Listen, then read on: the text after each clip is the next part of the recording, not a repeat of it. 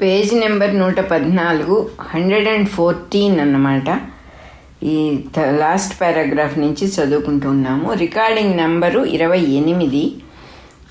త్రిపుర రహస్య జ్ఞానఖండ సారము అనే దాంట్లో 10th చాప్టర్ 10వ హేమచూడుని జీవన్ముక్తి అనే హెడ్డింగ్లో కంటిన్యూయేషన్ ఇది. ఇప్పుడు చదువుకుంటూ ఉన్నాం. అట్లున్న హేమచూడుని చూచి తండ్రియగు ముక్తాచూడు సోదరుడు మణిచూడును ఇట్లు అనుకొనిరి. ఏ విధముగా చూచినను వీడు వెనుకటి వలె కనిపించుటలేదే. వీడు సుఖము కలిగినప్పుడు పొంగిపోవుట లేదు, దుఃఖము కలిగినప్పుడు కృంగిపోవుట లేదు. వీడు ఎందువల్లనో లాభ నష్టములను లెక్క పెట్టుట లేదు. శత్రువులకు మిత్రులకు భేదమును గణించుట లేదు. రంగస్థలమున నటుని వలె వీడు రాజకార్యములన్నీ నిపుణముగా నిర్వహించుచున్నాడు. మద్యము చేత మత్తు పొందిన వాని వలె ఎల్లప్పుడూ పరధ్యానముతో ఏమియునూ పట్టించుకొనక తాను చేయవలసిన కృత్యమును మాత్రము ఎంతవరకు ఎట్లు చేయవలయునో అంతవరకు అట్లు చేసి ఫలితమును గూర్చి అనుకొనుటయే లేక వెడలిపోవచున్నాడు. ఇట్లు అనుకొనుచు వారిరువురు అతనిని ఏకాంతమునందు కలిసికొని ప్రశ్నించిరి. హేమచూడు వారికి జరిగిన వృత్తాంతమును క్రమముగా చెప్పి తన స్థితిని వివరించెను. అతని బోధనము వలన వారిద్దరూ పరతత్వమును పొంది జీవన్ముక్తులైరి. అంతటా మంత్రులు కూడా మహారాజు వలన జగత్తు యొక్క స్థితిని గని ఆత్మ యొక్క స్వరూపమును విచారించి తెలుసుకొని జ్ఞానులైరి. ఈ విధముగా క్రమక్రమముగా విశాల నగరములో ఆబాల గోపాలముగా స్త్రీలు, పురుషులు, యువకులు, వృద్ధులు, దాసదాసీ జనములు కూడా ఒకరి వలన ఒకరు ఉపదేశమును పొందుచు అందరునూ తత్వమును తెలిసికొనిరి. వారికెవరికి దేహాభిమానము లేకుండెను. బాలునకు గాని వృద్ధునకు గాని వారికి తెలియకుండా కామము, క్రోధము, లోభము కలుగుటయే లేదు. వారు తమకు కావలసినప్పుడు కామక్రోధాదులను పొందుచు వ్యవహారమును జరుపుకొనుచుండిరి. తల్లి బిడ్డను తత్వమునకు సంబంధించిన మాటలతో ఆడించుచుండెను. పరతత్వ ప్రసంగములతో దాసదాసీజనులు యజమానులను సేవించుచుండిరి. తత్వప్రసంగములు గల పాత్రలతో నటులు నాటకములను ప్రదర్శించుచుండిరి. వివేకమును బోధించు గీతములను గాయకులు గానము చేయుచుండిరి. విదూషకులెల్లప్పుడూ లోక వ్యవహారమును దూషించుచుండిరి. పరతత్వ విచారమునకు అర్హములైన ఉదాహరణములతో విద్వాంసులు శాస్త్రములను శిష్యులకు బోధించుచుండిరి. ఈ విధముగా అచ్చట దాసదాసీ జనములు, నటులు, విటులు, భృత్యులు, భటులు, శిల్పులు, వారాంగనలు కూడా తెలుసుకోవలసిన తత్వమును తెలిసికొని అంతకు పూర్వము ఏర్పడియున్న సంస్కారముల బలము చేతనే వ్యవహారములను జరుపుచుండిరి. వారు జరిగిపోయిన శుభమును గాని అశుభమును గాని స్మరింపకుండిరి.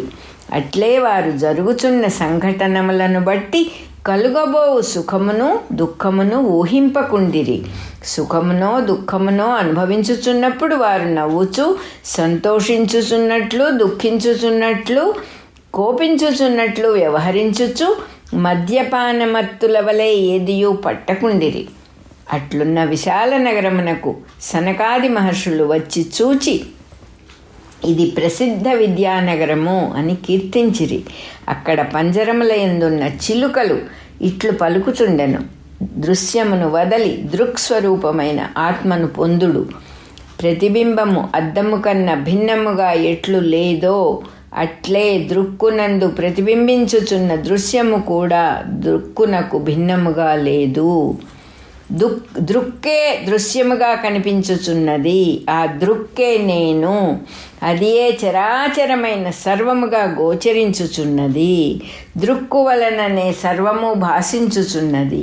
కానీ దృక్కు మాత్రము స్వతంత్రముగా భాషించుచున్నది. కావున జనులారా, భ్రాంతిని వీడి సకలమునకు ఆధారమై సకలమును భాషింపజేయుచున్న దృక్కును దానియందే దృష్టి కలవారై భజింపుడు. పక్షులు సైతము ఇట్లు పలుకుచుండు ఆ పురమును ఇప్పటికి ప్రసిద్ధ విద్యానగరం అని చెప్పుచున్నారు. ఇట్లు హేమలేఖ వలన వారందరూ జీవన్ముక్తులైరి. కావున శ్రేయస్సును కలిగించుటలో మొట్టమొదటి సాధనము సత్సంగము. అందువలన శ్రేయస్సును కోరువాడు సత్పురుషులను ఆశ్రయించుటకే నిరంతరము ప్రయత్నించుచుండవలయును.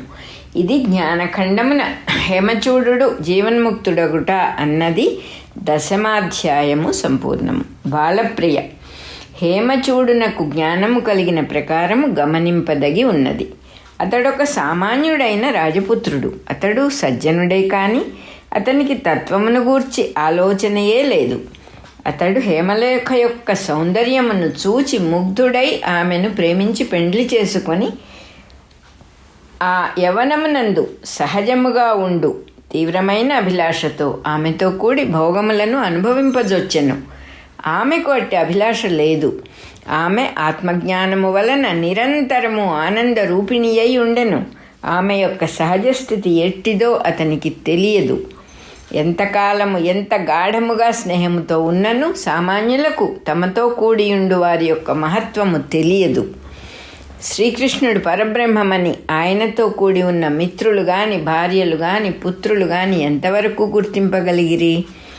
నేను నీకు శిష్యుడను, నన్ను శాసింపుము అని శరణాగతి చేసిన అర్జునుడు కూడా స్థితప్రజ్ఞుడైన కృష్ణుని చూచుచూ స్థితప్రజ్ఞుడెట్లుండునో చెప్పుము అని ప్రార్థించెను.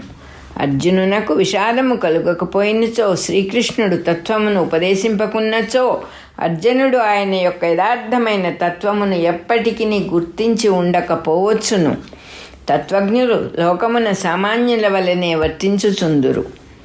తత్వమును ఎరిగిన వారు మాత్రమే ఆ మహాయోగుల యొక్క యథార్థ స్థితిని గుర్తింపగలుగుదురు. కావున హేమలేఖ జీవన్ముక్తురాలని హేమచూడు గుర్తింపలేకపోవుట సహజము. హేమలేఖ అతనిని గూర్చి పట్టించుకొనక ఊరుకొన్నచో హేమచూడు తుది వరకు అజ్ఞుడుగానే ఉండును. కానీ తన్ను మిగుల ప్రేమించుచున్న అతని యందు ఆమెకు దయ కలిగెను.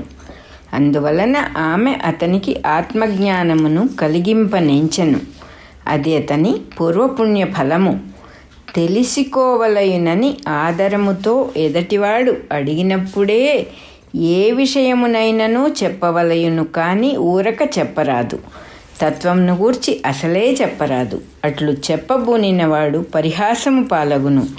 అందువలన ఆమె ముందుగా అతని యందు ఆలోచనమును రేకెత్తింప చేయుటకై తనకు భోగముల యందు అభిలాష లేకపోవుటను అతడు గుర్తించున్నట్లు చేసినది. ఆమెకు ఆ తలపే లేకున్నచో శ్రీకృష్ణుడు భార్యలతో క్రీడించినట్లు ఆమె కూడా అతనితో సమానముగా భోగాభిలాష ఉన్నట్లే వర్తించి ఉండేడిది. కానీ ఆమె అతని యందు ఆలోచనమును విమర్శను కలిగించుటకే తనకు భోగముల యందు అభిలాష లేకుండుట అతనికి స్ఫురించున్నట్లు వర్తించినది.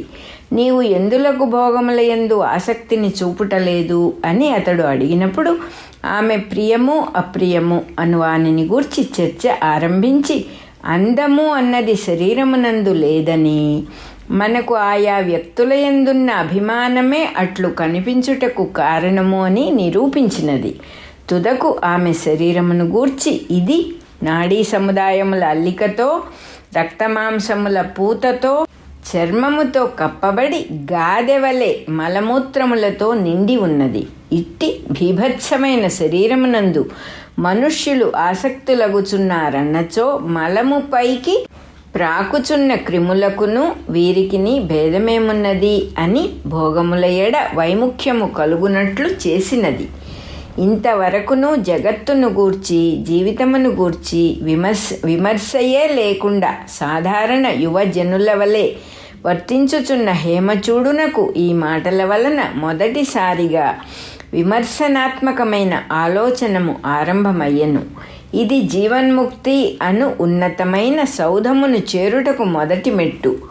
ఈ మెట్టుపై నిలిచి ఆలోచింప మొదలు పెట్టగా అతనికి భోగ విషయములన్నీ విరసములుగా తోపజొచ్చెను. కానీ పూర్వవాసనల యొక్క బలము చేత వానిని వదులుకొనలేక, వాని వలన పూర్వము వలె సుఖమును పొందలేక హేమచూడుని మనస్సు కలత నొందెను. అతని అవస్థను ఆమె గ్రహించి నెమ్మదిగా అతనిని లాలించి, నీవు దిగులు పడుచున్నట్లున్నావు, కారణమేమి అని అడిగెను. అప్పుడతడు సంకోచమును వీడి తన స్థితిని వివరించి, ఏమి చేసినచో నాకు సుఖము కలుగునో చెప్పుము అనెను. 28వ రికార్డింగ్ నెంబరు అయిపోయింది. మళ్ళీ చెప్పుకుందాం.